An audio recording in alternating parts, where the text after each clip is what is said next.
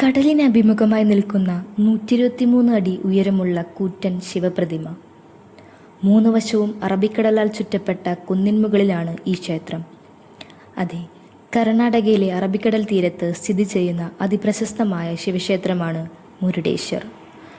ലോകത്തിലെ ഏറ്റവും ഉയരം കൂടിയ രണ്ടാമത്തെ ശിവപ്രതിമയും 20 നിലകളുള്ള കൂറ്റൻ രാജഗോപുരവും ഇവിടുത്തെ പ്രധാന ആകർഷമാണ്. ഭഗവാൻ ശിവന്റെ ആത്മലിംഗവുമായി ബന്ധപ്പെട്ട ഐതിഹ്യമാണ് ഈ ക്ഷേത്രത്തിൻ്റെ ഉത്ഭവത്തിന് പിന്നിൽ. മുരുഡേശ്വർ ക്ഷേത്രം ആദ്യം കാണുന്നവർ അത്ഭുത പരിവേഷരാകും. ലോകത്തിലെ ശിവന്റെ ഏറ്റവും ഉയരം കൂടിയ രണ്ടാമത്തെ പ്രതിമയാണ് മുരുഡേശ്വർ ക്ഷേത്രത്തിലുള്ളത്. ഈ ക്ഷേത്രത്തിൻ്റെ സാന്നിധ്യം തന്നെയാണ് പേരിൻ്റെ ഉത്ഭവത്തിനും കാരണം. പുലർച്ചെ സൂര്യൻ്റെ കിരണം പതിക്കുമ്പോൾ തിളങ്ങുന്ന വിധത്തിൽ തന്ത്രപരമായാണ് പ്രതിമ സ്ഥാപിച്ചിരിക്കുന്നത്. സൂര്യപ്രകാശത്തിൽ പ്രതിമയുടെ മുകൾ ഭാഗം മനോഹരമായി തിളങ്ങും. പ്രതിമയിൽ സൂര്യപ്രകാശം പതിക്കുന്ന കാഴ്ച കാണേണ്ട ഒന്നാണ്. 20 നിലയുള്ള രാജഗോപുരം ഈ ക്ഷേത്രത്തിലെ മറ്റൊരു പ്രധാന ആകർഷണമാണ്. ഗോപുരങ്ങളുടെ രാജാവ് എന്നും അറിയപ്പെടുന്ന ഈ ഗോപുരത്തിന് 20 നിലകളുണ്ട്. ക്ഷേത്രത്തിലെത്തിയാൽ നിങ്ങൾക്ക് ഈ ഗോപുരത്തിൻ്റെ മുകളിൽ കയറി അറബിക്കടലിൻ്റെ മനോഹരമായ കാഴ്ചകൾ കാണാനും ശിവപ്രതിമയുടെ സുന്ദരമായ ദൃശ്യം കാണാനും സാധിക്കും. മുരുഡേശ്വരനാണ് ഇവിടുത്തെ ക്ഷേത്രത്തിലെ മുഖ്യപ്രതിഷ്ഠ. ക്ഷേത്രത്തിലേക്ക് പ്രവേശിക്കുന്ന കവാടത്തിൻ്റെ മുന്നിലായി കോൺക്രീറ്റിൽ തീർത്ത 2 ഗജവീരന്മാരുമുണ്ട്. അവിടെ നിന്നും കടക്കുന്നത് വലിയൊരു ഗോപുരത്തിലേക്കാണ്, രാജഗോപുരം. ഈ പടുകൂറ്റൻ ഗോപുരത്തിലൂടെ ക്ഷേത്രത്തിനകത്തേക്ക് പോകാം. കരിങ്കല്ല് ഉപയോഗിച്ച് നിർമ്മിച്ചിരിക്കുന്ന ക്ഷേത്രത്തിൽ അവിടെ മുഖ്യപ്രതിഷ്ഠ ഇരിക്കുന്ന ശ്രീകോവിലിന് ചുറ്റും നിറയെ ഉപദേവങ്ങളുമുണ്ട്. ശ്രീകോവിലിന് മുന്നിലായി നന്ദി മണ്ഡപം സ്ഥിതി ചെയ്യുന്നു. വർഷങ്ങൾക്ക് മുമ്പ് വെറുമൊരു അരയ ഗ്രാമം മാത്രമായിരുന്നു മുരുഡേശ്വർ.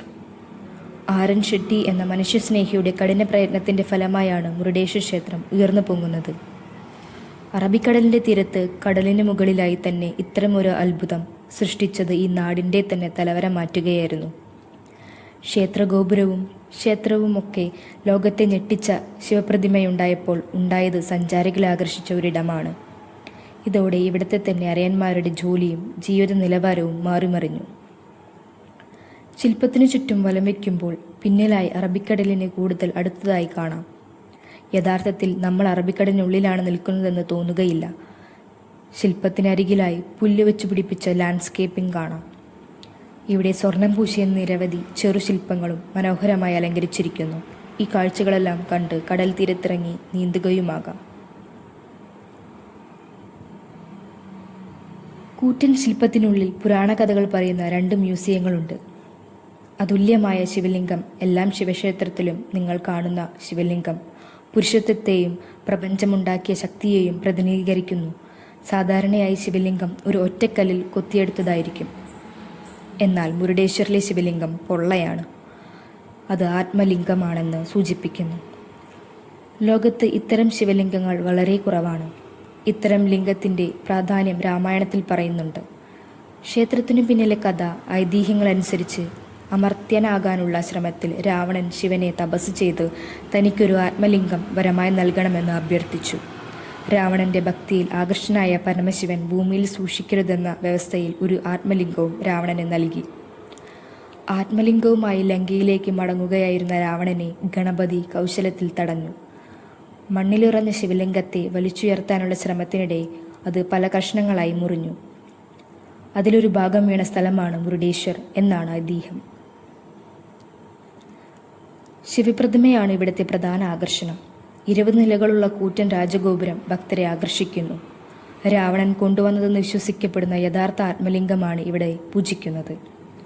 അറബിക്കടലിൻ്റെ തീരത്തുള്ളതുകൊണ്ട് വളരെ ശാന്തവും മനോഹരവുമായ അന്തരീക്ഷമാണ്. സാധാരണയായി രാവിലെ 6 മുതൽ ഉച്ചയ്ക്ക് 1 മണി വരെയും വൈകുന്നേരം 3 മുതൽ രാത്രി 8 വരെയും ക്ഷേത്രം തുറന്നിരിക്കും. മുരുഡേശ്വർ യാത്ര ഇവിടെ അവസാനിക്കുന്നില്ല. ഇത്തരം വീഡിയോകൾക്കായി ഈ ചാനൽ ലൈക്ക് ചെയ്യുക, ഷെയർ ചെയ്യുക, സബ്സ്ക്രൈബ് ചെയ്യുക. Thanks for watching.